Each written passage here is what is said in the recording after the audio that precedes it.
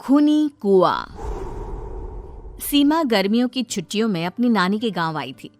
सीमा नानी के घर पहुंचने के बाद अपनी नानी के पैर छूती है और उनसे आशीर्वाद लेती है। तभी उसकी नानी उससे कहती है, इतनी बड़ी हो गई मेरी सीमा, चल जल्दी से हाथ मुंह धो ले, मैं तेरे लिए खाना लगा देती हूँ। भूख लगी होगी ना? हाँ नानी, भूख तो लग रही है मुझे, आपके हाथ के बने हुए पीले दाल और चावल खाने की। कितना टाइम हो गया है मुझे आपके हाथ का बना हुआ दाल चावल खाए हुए। तू तो नौकरी में व्यस्त थी, तो तुझे कहाँ से टाइम मिलेगा अपनी नानी के लिए? और जब इतने टाइम बाद आई है तो ज्यादा टाइम के लिए रुक कर जाएगी तू। हाँ हाँ नानी, इस बार पूरे 2 महीने के लिए आई हूँ। सीमा की नानी अंदर जाकर उसके लिए खाना बनाने लगती है। सीमा कमरे में अकेली होती है, तभी उसे किसी औरत के रोने की आवाज सुनाई देती है। वो कभी खिड़की से बाहर झांकती है तो कभी दरवाजे से बाहर झांकती है। उसे समझ में नहीं आ रहा होता है कि आखिर रो कौन रहा है। तभी नानी खाना लेकर आ जाती है। वो अपनी नानी से कहती है, नानी, कोई औरत रो रही है क्या?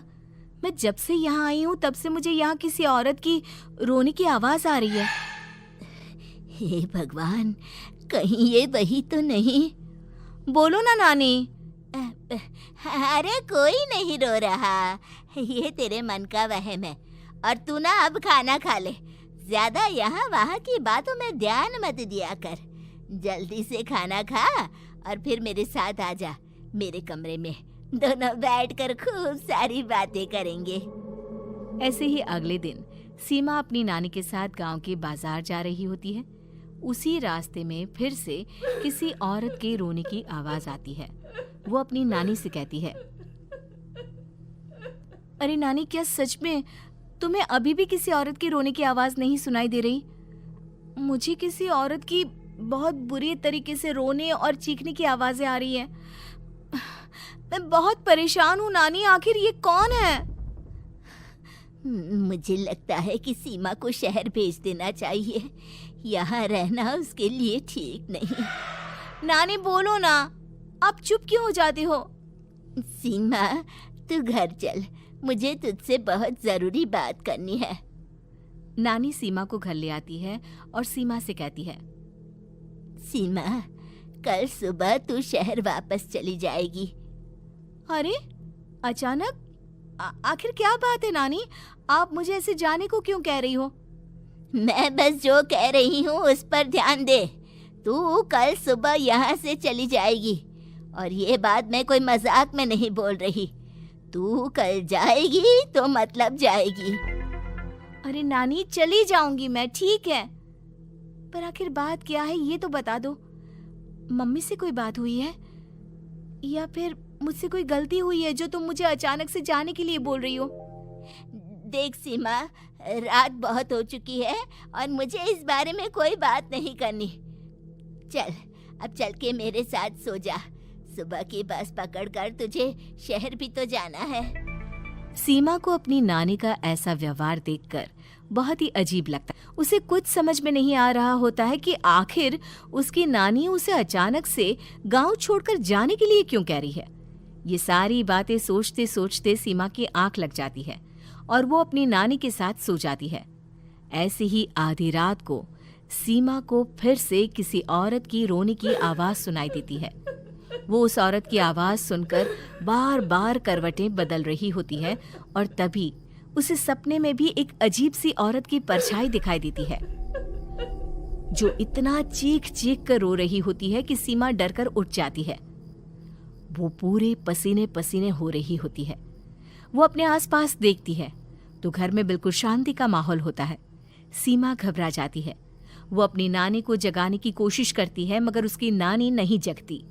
सीमा को फिर से उस औरत की रोने की आवाज सुनाई देती है। आखिरकार सीमा अपने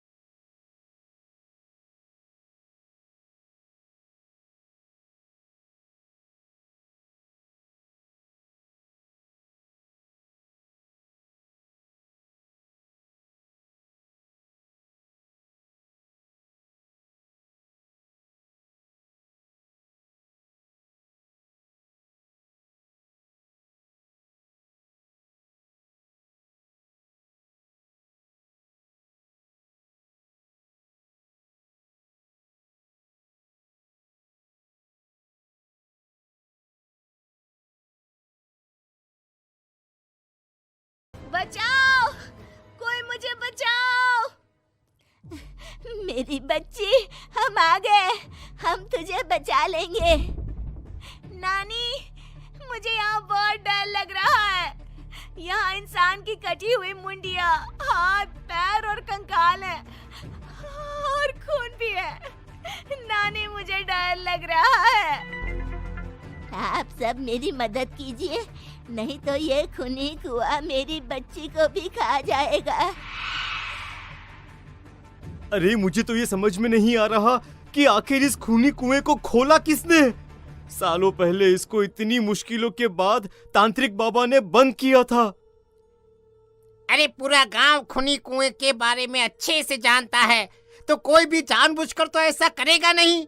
मतलब किसी ने अनजाने में इसे खोल दिया है भैया। सीमा को इस बारे में मालूम नहीं था, और जब से वो यहाँ आई थी तभी से उसे किसी औरत के रोने की आवाज़ें भी सुनाई दे रही थी। कहीं सीमा ने ही तो उसे नहीं खोला। अगर ऐसा है तो फिर सीमा का बचना बहुत मुश्किल है। वहीं कुएं के अंदर सीमा रोते हुए बैठी होती है कि उसे आवाज सुनाई देती है जो कुएं के बाहर खड़े गांव वालों में से किसी को सुनाई नहीं देता। आज सालों के बाद मुझे ताजा खून मिलेगा। तेरा खून पीकर आज मैं अपनी प्यास बुझाऊंगा।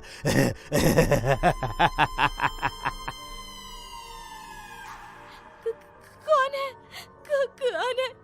मत मारो प्लीज, मुझे जाने दो प्लीज। मैंने किसी का क्या बिगाड़ा है? वो तुझे मरने के बाद पता चल ही जाएगा। जितने में गांव वाले और सीमा की नानी कुछ सोच पाते, उतने में उन्हें सीमा के चिल्लाने की आवाज आती है और अगले ही पल सब शांत हो जाता है। क्या हुआ? सीमा, मेरी बेटी। माफ करना बहन, लेकिन अब सीमा वापस नहीं आएगी। हमें एक बार फिर से कुएं को बंद करना होगा। गांव वाले तभी तांत्रिक को बुला कर लाते हैं। एक बार फिर अपनी शक्ति से तांत्रिक बाबा उस कुएं को हमेशा हमेशा के लिए बंद कर देते हैं और वहां एक बोर्ड लगा दिया जाता है कि यहाँ आना मना है।